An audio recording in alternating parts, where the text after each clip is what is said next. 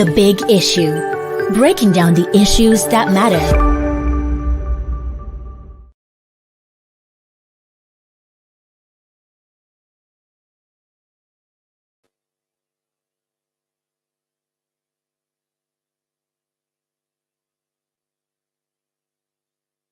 Of the big issue, and as usual, I'm your regular host.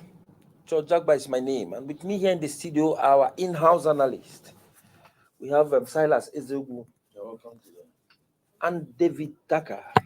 It's good to be back again. Well, the big issue of the day is the growing insecurity in the country and moves by security forces to enforce watertight security. Well, security operatives have begun moves to enforce the directive on watertight security, especially the latest by the Inspector General of Police, Usman Baba, ordering for immediate deployment of security operatives to all schools, hospitals, and critical national infrastructures nationwide. The first public relations officer, Olumuyiwa Adejobi, a chief superintendent of police, who disclosed this in a statement, said the IGP also ordered regular patrols, stop and search, raids, and show of force by tactical commanders to clamp down on crime and criminality in some states of the Federation. He gave the directive while reviewing the general security situations across the country. In reports filed by police commands and formations, he called on strategic public managers at various levels to prioritize the use of intelligence gathering, particularly traditional and local intelligence, to locate criminals' hideouts and flush them out. The IGP urged all officers and men of the force to be on the offensive and to take the fight against crime to the doorposts of suspected criminals, including bushes and uncompleted buildings. And he asked them to profile suspects and charge those found wanting to courts accordingly. While this is the latest of such kind of directive and orders given, we have seen insecurity at its peak. And of course, from state, we've been hearing of killings in Nasarawa State, where a local government, Karu local government, is under curfew. A teacher was killed in a school invaded by terror groups. And of course, in Abia, we've heard of killings and in most parts of the country over the past weekend.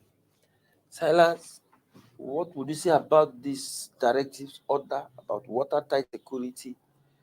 The IGP said his men should mount security around hospitals, schools, and certain kind of infrastructure nationwide. Yes. Has anything changed, or will anything change? Because we've been hearing such directive. No, we'll watch in the coming days whether there will be changes. But yes, so the police will react this way after the president gave marching orders to the security forces to show no mercy, and then we saw the military high command starting the process of showing no mercy by bombarding bandits and terrorists and recording some, or giving us statistics of the recording of the successes they've recorded. Now, I get them credit for the work they're doing, but it's time we begin to demand accountability of such successes. Okay, we killed 20 people, 30 people, this, that. We never see their bodies. They don't even show us, videos of those. In fact, when they say they shared, Shannon or whatever, the Raja and K-17, and the others went to Blair wounds. They didn't collect the bodies. They didn't show evidence of such. It's possible that they targeted them and killed them, but maybe it's time they began to show more evidence of the work they're doing to show us that they're really on top of it. So that started with the military. That they're really doing a lot with the situation which they find themselves. but the police now joining the queue. What I asked myself when I saw the story first was that did they relax their work with the kind of insecurity we faced over the years, especially that built up in the last few months, weeks, and so on. And with the Kuche, with all the attacks on prisons, releasing of thousands of inmates, criminals, hardcore criminals, rapists, murderers, drug pushers, and dummies and terrorists. And this one, which if you say you're not other watertight, are you saying that since all this thing will happen, Never been they've watertight not been security. doing that kind of thing before? They just woke up now. So it begs it begs the question of what really is happening with the commitment level of the nation's armed forces and the police. So I these are waking up now, fair and good, but let us see the results because those guys are paid with public money to just do that. So if they're not doing it, who will ask him where is all the money for security going? If you're still having these issues, but all the same, I would say that the aspect that I liked hearing was when they told them to dwell more on intelligence gathering. Now, intelligence gathering is good, but from what happened with the Kuja attack and so, the will to follow up on intelligence is also an important matter. If for something intelligence reports were submitted, you know, pointing to the attack on Kuje, and nothing happened, that also is a question of complicity at high places. And we are waiting patiently for that report of Kuje to come out. It's taking some time now, and the shine has left it. And the thing with Nigeria is that after some time, new things will happen, and then we'll bury it under the rubble. But we as journalists will keep a tab on that Kuje because that report must sit somewhere. Heads have not ruled, and heads must rule in that Kuje attack. So police, yes, before to do that, but let's have results. Let them use more of their heads. And then from the stories that we carried at the newspaper, experts said, don't just pay Issuing orders others that are not they are being not that are even not being being obeyed and adhered enforced. to in that line. Mm. If there's some structural problem they have with getting things done, they should be open to to stakeholders, not just issuing orders and others are not being carried out and always being punished for it. This idea of people sleeping on duty and nothing's happened to them, nothing happens to them, is one of the reasons why we're not getting anywhere, both in the security sector and other sectors. There should be accountability of service. There's a reason why you are paid to do a job. And you should do if you don't do job, there should be a reason, there should be accountability why I've not done it, and possibly there should be sanctions. Let me drop there for now. Thank you very much, David. You heard, I think there's a point Silas raised here about this idea of only coming to the public, organize a press conference, and announce that terrorists have been killed. Sometimes you hear 17, 30. And then in doing so, you hear that one terrorist, one of the leaders, bandits leaders, has been killed. Another one has been killed. We've heard, I think in the past days, we should be talking about 3, 4, 5 bandits leaders they've say they have killed. But the Nigerians are not seeing any evidence. And the impression they have is those things are just on paper, on the media. And the whole war against terror now becomes a media war. Because you do that, at least there should be concrete evidence that Nigerians will see the bodies of these terrorists killed.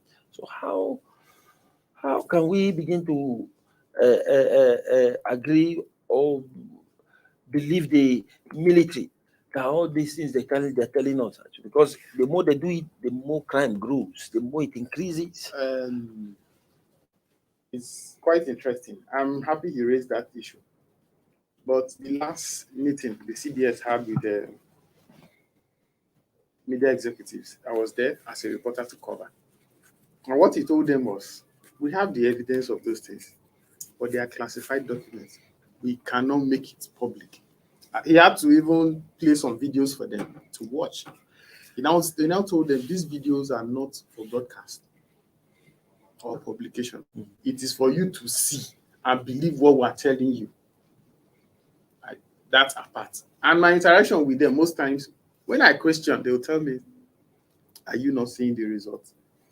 The result was it was high level of insecurity. We could not really move freely. As it is now, I remember one of them asked me, your niece went to Kaduna recently. How was the road?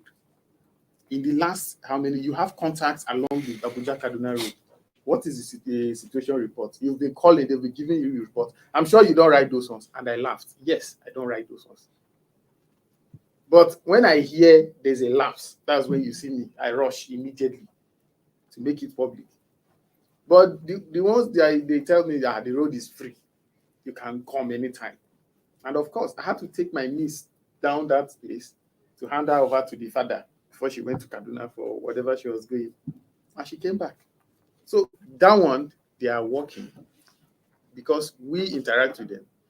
Where I see the result is, there's a level of that unsettled nature of the terrorist camps.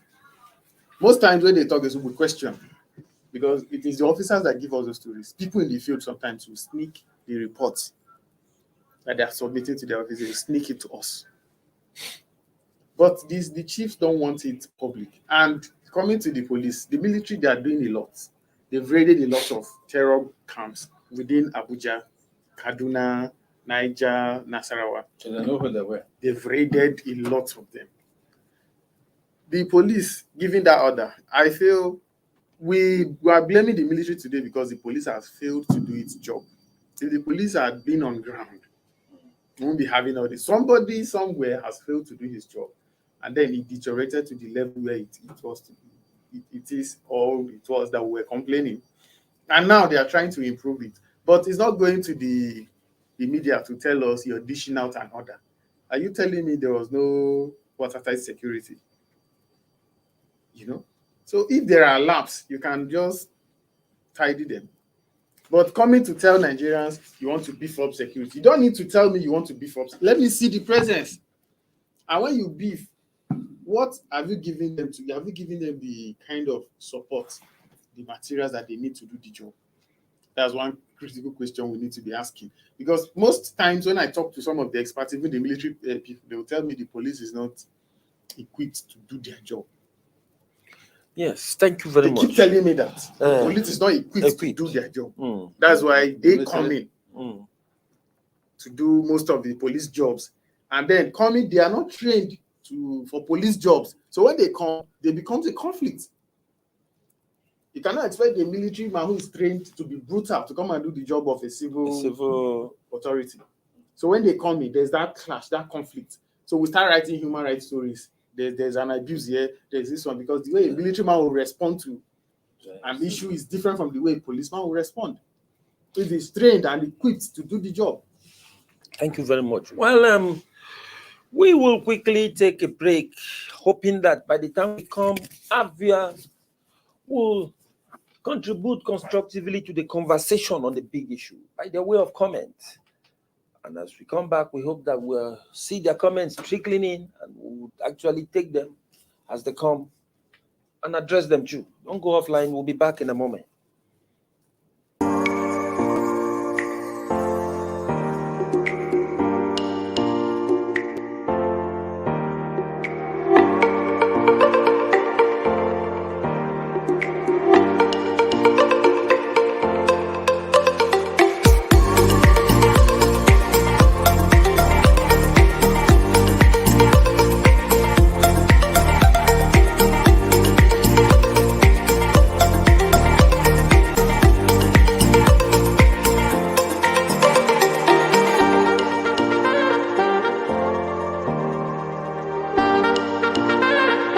For sponsorship and advert placements, please contact 080-3688-6158. Last Word Leadership Podcast Studio. You have the last word.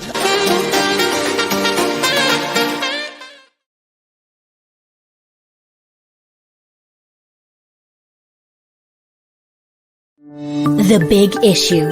Breaking down the issues that matter.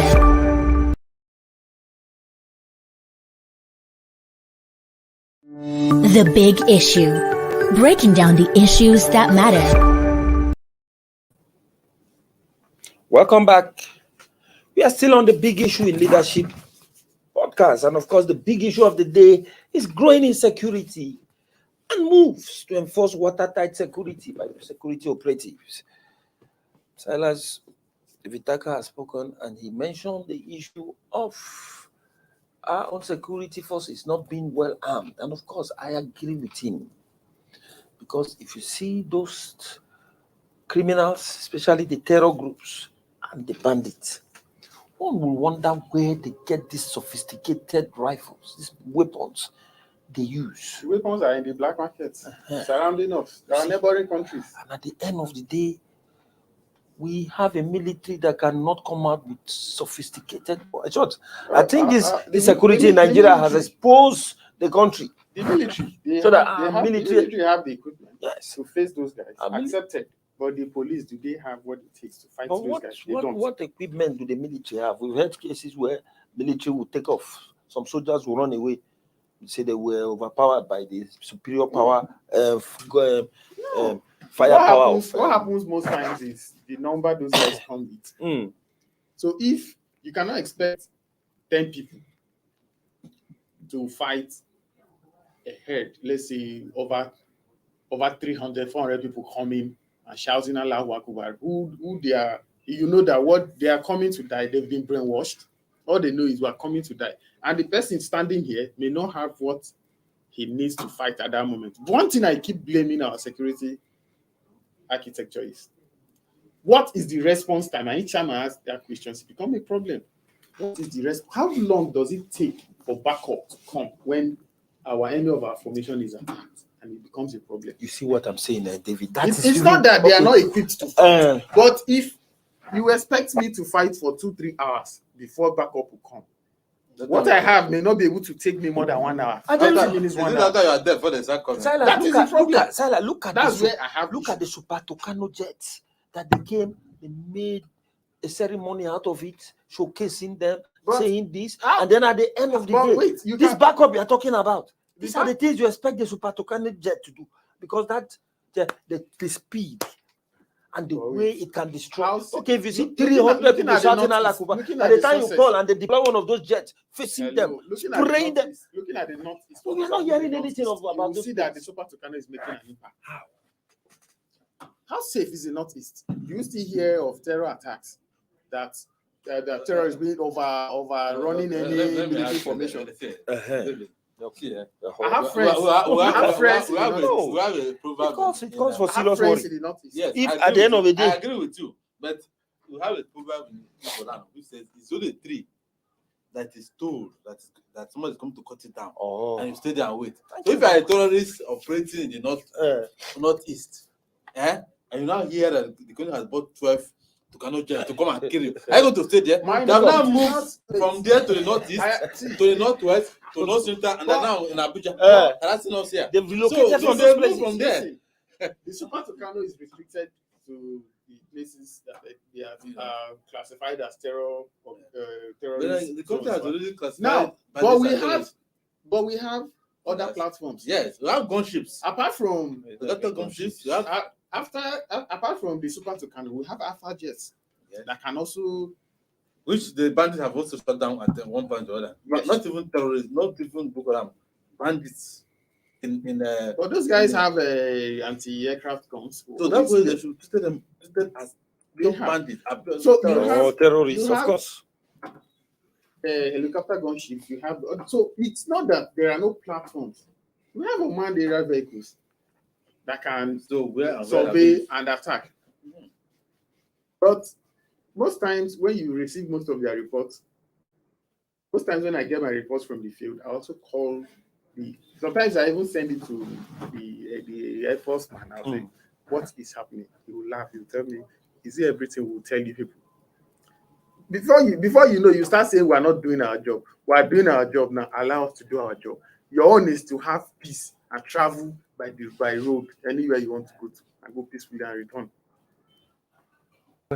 Anyway, Still, I think I think my But question. my problem is, I don't think my question has been answered yet. why did it because- take them this long to start doing this, whatever they are doing now? Why didn't we do it long ago? That's where I have issues. So you believe that they are really doing something, David? Of course. Of course they are doing something. Growing insecurity in the nation's capital now. See, there may be infiltrations the way people will talk, but telling me there are still people in the bushes surrounding Abuja. Every time you talk to most of the soldiers in the bush, they will tell you they are nowhere. That we're dealing with them. Most times I don't get my stories. I don't get my stories from the big men in the office. I like to get my stories from the soldiers fighting in the bush. Okay. They are the ones that will tell you what is happening. Most times the people they will just, who gave you this report? Those people are lying. Most times you write stories, they will see it. They know you. When they see your name, they will chat you. Who told you this kind of thing? Those guys are fools. They should not be telling you this kind of thing. When it was hot for them in the bush. But as it is now, they'll tell you we are the ones dealing with them. But I remember one of them told me that they have a warning not to even share pictures, operational pictures, with us. Even they cannot even just share pictures. So whatever they do now, once it is classified, you dare not give it out. They've given you the order. You wanted to go after those guys. They've given you you're going after them. You're making results. Don't post it anywhere. So you don't see any soldier go for an offensive. Then at the end, after overrunning the camp, they'll snap pictures and share. They used to do that. They don't do it anymore. Well, Silas, what David Taka is talking about, the military and the success is recorded in the fight against terror. It seems to be yielding results. And those of us in the FCT who have been sleeping with one eye open, I think we should have no cause to worry again, because you see, around the bushes around the FCT, the soldiers are confirming that those terrorists are nowhere because they are eliminating them head on. Yes. But the directive by the IGP that he's meant to mount critical security infrastructure is what we are still worried about. I remember a soldier told me they are not in the bushes, but he can bet with me that those guys have infiltrated our system. He said the Okadas and the rest that I see. Some of them. He said, he just told me a day will come out here, they use AK-47, just stand somewhere and open fire. That's he told me. I'm going to say that because he told me, the soldier, he told me in the bushes they are not. I'm going to say that just now. Our communities, he said they are. I'm going to say that just now. So he now said that one is the job of DSS and others. So good, they have done a very good job. They're chasing them out to the bush. Chasing them, and some of them are in the city. So those what happens to those in the city? How do we? That's where the work of the DSS and in fact, one day I was passing that will do. I saw one of them. That if you send them to come and do that, people will start shouting. But those DSS they are with us. They know, they'll profile everybody. They know where those guys are. It's just for them to go and pick them, of course. You think it's too much for them? They have the files of most of those people, but I think there was no will to actually go after those guys. Well, now I've missed with the population in Abuja and Okada and do Keke and all these things. How do you know? Left for them to there was one morning I was going to church early in the morning, and the person that carried me, they don't even know. I just felt that this person, I've not seen him this area before. Very early in the morning, and his face was not completely open for me. It was early in the morning, it was early in the morning. So when they dropped me off, I was this man, I didn't see his face very well though. Even when I was paying him, he wasn't keen to look in my face. You know. So when I was rushing to go to church. I started thinking back. I said, look, this guy just could drop me. When you discuss with most of them, at that time, I really, tell you that their fear now is that those guys should not start something within the city. But they will now tell you that's where the DSS and police they need to work hand in hand. Do that. They need to work hand in hand with DSS and so too. They have to work together. They are working together. That's why they are picking most of these guys. They are working. Well, but you see, my fear is, if you talk of the DSS, fine. The NIA and what have you? I think the idea of the infiltration, those infiltrating the cities, I think the real way, the approach is intelligence gathering. Yes, and how to fish them out. They can also use the Okada. So this IGP ordering that those who are not part of them before, and they just join them. Then just if they do their work, they can pick them. The IGP ordering watertight security around. I don't know why you tell somebody I'm coming for you. You don't tell me. You don't need. In fact, I said it on this studio before that you are going to attack somebody to raid bandits in KB, and you launch operation sweep out, and you launch it because you want to give them, and you see they didn't know that operation sweep out are here. You see them entering the plane to go there. I think those will wait for you to come and kill them. They will start relocating. They will just disappear. When the fish go, they come back and do that. So some of these things should be done stealth. They should not be made stealth public. Operation quietly and do it. At the end of it, you see result. You don't even know the name of the operation until after the operation. Most times the military will tell you the terrorists are doing propaganda, but you do also do propaganda. Is that how you should also go about your own operations? If you are doing the propaganda, you have a unit for the propaganda, but you should be doing your job separately from the propaganda. The propaganda, yes. When you do your job, you can come and do propaganda. To counter their own propaganda, or you be ahead of them. But some of the things that I look at it. Although I also blame journalists, some of the reports they do sometimes, because when looking at certain reports I see, you can never see me write that kind of story. A story that will give out details about military operations. I don't do that. I can only give. What about the one them say give out themselves? Even if they give, my training is not to write some. That you must not encourage them. I'm saying that they still have a bigger responsibility because that's sometimes in the name of trying to also show that they are doing something. Of course, Nigerians don't even trust our military security architecture. We don't even trust them. Of course, when they say something, people don't even. When David, I write some of the stories, I see the comments. I will laugh. Taka, thank you very much. I think we don't have much time again. Let me even bring that now, Silas, the main point now. Good, let's give it to our military. They are trying. Yes, because from what we've seen of recent, we know they are trying. My worry is the Nigerian police force. Now the IGP has ordered watertight security, critical infrastructure. I don't think we have serious police officers in this country. You can only know that at checkpoint. Where are the boots? Because most of the security men are guarding all these big, rich men. Why should you do that? Even the ones that are here to guide our society, man, checkpoints are not serious. You go, a policeman at the checkpoint will only greet you, tell you, and he will tell you he's not going to search you. I can give you some money. There was a time I was forced to ask one of them, don't you know your IGP? Every time I call you, say, Sean, for my guy, am I your guy for Christ's sake? I'm not your guy. What is interesting them is just collect the money. And they don't care. And then with that kind of thing, I think how can we trust the police? Yeah, you don't blame the IGP. He has ordered the men, but he doesn't know the kind of men he has. So whose job is it to supervise them? Now something that happened, when a passenger came into office, I told friend it's the body language of the data that transmits to the of course. When a passenger came into office, the first policeman he got on the check to ask for money, he fired them, and within that 2-3 days, policemen disappeared from asking for money. But if you give them, they will run away. But after some time, they discovered that the action was not followed up. So if the IGP knows that I traveled recently, the Nigerian police, I don't know recently. He will rather collect your number and think on how to collect you later. There are checkpoints, extortion points every 2 feet. You see 3 police, army, road safety, and some local boys in the same spot. You give. I said to the driver, must you give all? They said don't give them. They don't have to pass at all. So and they know that these checkpoints are there. You don't even argue with them. Like those terrorists you see, you're talking about, like the one that he carried on a bike. He does not even want to show his face.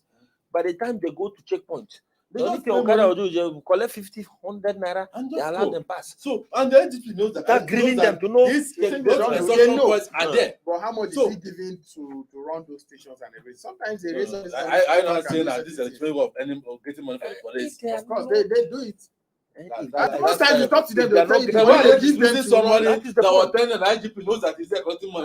But he said, didn't he say it? He said so, but I've not dismissed him. No, but they cannot earn money illegally through that. No, because why they dismiss him? Did they even come to say this is how much give those people that they are not supposed to take? They didn't dismiss it because they you don't just dismiss the person because what he said made a scapegoat. Well, for the fact that he came to the public to announce it and decided to expose the IG, and at the end of the day, you even say even the IG itself, endorses Yeah, this. sometimes, He knows all when this. I interact with my Even friends, will you allow that kind of negligible pocket radio to continue working with you? Somebody who cannot keep secret. Even the civil servant, the one about oath of secrecy. If that kind of thing continues, there's no way the security forces will focus on the job. See, those arms are transported even by road. of course. And they pass the check when they just drop money. They don't check. They don't so, check. So what am I talking about? That is the If problem. The police policeman Do you cannot need, check. do you Why need those let's normal expect eyes to even check those things? I think we should have something that can scan those things. So why do we always use? So why normal are we physical- making? Why are we even using physical security? Because to there's check? no proper intelligence, no equipment. We're not using the right technology. That is what I'm saying. We don't need the physical. We don't even need a policeman on the road. Don't We put only need somebody to be somewhere to respond To Okay. respond when immediately. something happens. Why are we not doing those things? Well, that is the much we can take for today's edition of the big issue. And of course, we are having a congress of opinion here in the studio that the military are doing their best. And of course, we encourage them to keep it up to see if we can be able to get rid of these terror elements from the society. And of course, the ones that have infiltrated the city. Well, the IGP has given a directive that critical infrastructure should be, security should be mounted around critical infrastructure. But let's see how the police will go about this. Because the police force, as we have them, and these officers are people who will always have double thoughts when it comes to expecting that they will do their job. Well, it's an unfolding situation, and as time goes, we will always give you updates, and then we'll always look at how the security forces are fared in the bid to enforce the directive on watertight security in the country. That is the much we can take, and of course, I'll thank our viewers for keeping tab with us, and our in-house analysts for actually addressing the big issue the way it should be addressed. Join us same time tomorrow for another edition of this program. Have a wonderful day. Thank you for watching. For sponsorship and advert placements, please contact 080-3688-6158. Last Word Leadership Podcast.